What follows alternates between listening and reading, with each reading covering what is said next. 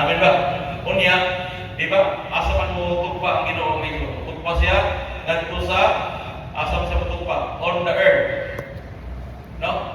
Hallelujah, no? And we will meet in the Lord in the air. Now, kinsa may prince of the air? Di ba? Si Satan. Ipulis Ginoo na hapit na yung katapusan.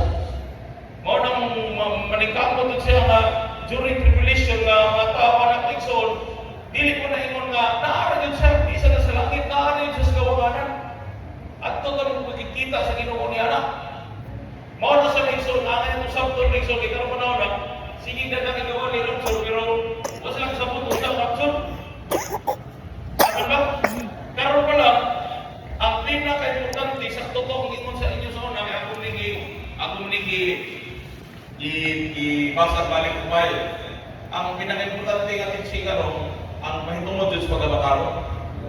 Kung kita mahimong ang matarong sa Ginoo, inigudyong sa tukrita at the last trumpet, kung sa mga first trumpet, nakakaroon din eh.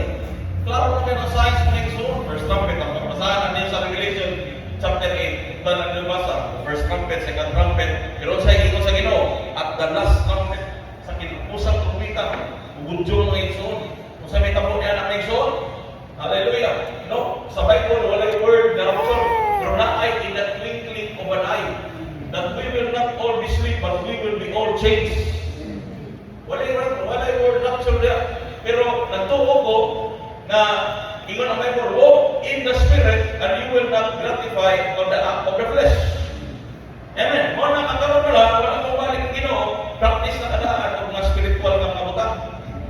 Mo na lisod kayo ng sabton, mo na mangayo jud ka og tahan sa Ginoo karon panahon na daghan kayo ng gawas ng mga technology nga makapatapol sa pagbasa sa tao sa tinud-anay nga tulong sa Ginoo. Kaya na ang karon nga panahon na daghan kayo ang mga application like AI, ChatGPT,